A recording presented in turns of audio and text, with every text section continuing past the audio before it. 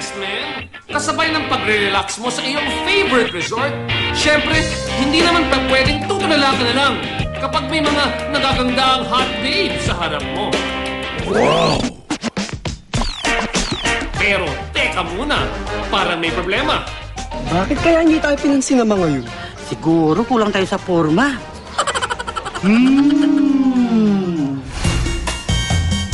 Kasalanan ba ang iyong one-pack ab?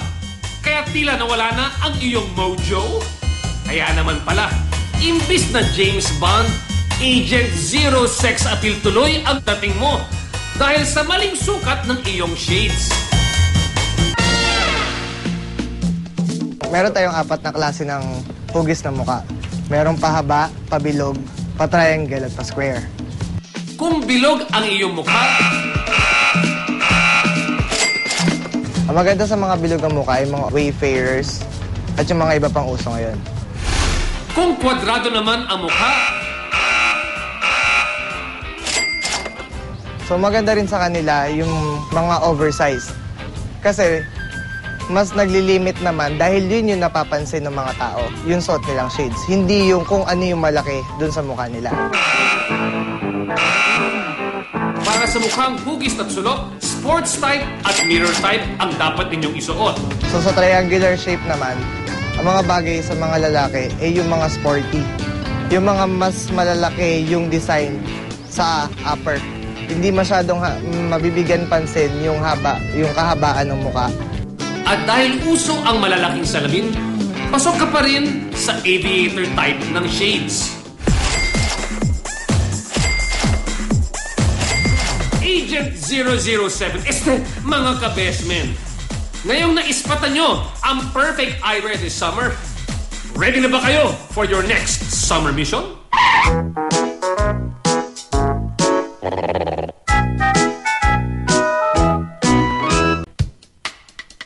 Hindi pa rin tapos ang summer, mga ka-bestmen. Kaya sa mga gusto pa rin mag-swimming, tuloy-tuloy pa rin ang pagbibigay namin sa inyo ng tips para sa isang hassle-free summer vacation. Naturuan na namin kayo last week na mga dapat bilhin na pamprotekta ng mga gadgets. Kaya sa pagpatuloy ng ating waterproof tips para sa mga gadgets ninyo, tuturuan namin kayo ngayong gabi ng mga do-it-yourself waterproof case. Para sa digital cameras, kailangan lang ang mga sumusunod: ziplock, duct tape, plastic bottle, at gunting. Butasin ang takip ng plastic bottle para magkaroon ng buta sa gitna. Ito ang magsisilbing lens cap. Tansyahin kung hanggang saan ang lens, saka gupitin ang gilid ng plastic bottle. Buksan ang takip at ipasok ang malaking bahagi sa loob ng ziplock. Gamitin naman ang natitirang bahagi pangsara. Siguraduhin nasa gitna ang pagkakalagay ng takip. Para hindi masira, balutan ng duct tape ang gilid ng takip. Buksan ang digital camera at ipasok sa loob ng ziplock saka ilak ang dulo. Lagyan ng duct tape ang dulo ng seal para makasiguro na hindi ito mapasukan ng tubig. Pagkatapos ng ilang sandali, gawa na ang improvised waterproof case. Ang mga ziplock bags ay gawa sa polyethylene na karaniwang ginagamit sa paggawa ng plastic bottles. Kaya pwede itong paglagyan ng tubig. Ang duct tape naman ay meron ding polyethylene. Kaya ito ay sinasabing protektado sa pagkabasa at pagkapunit. Pero ang polyethylene daw ay water resistant at hindi waterproof. Meron tayong mga gadgets na sinasabi nila na water resistant at meron mga waterproof, no?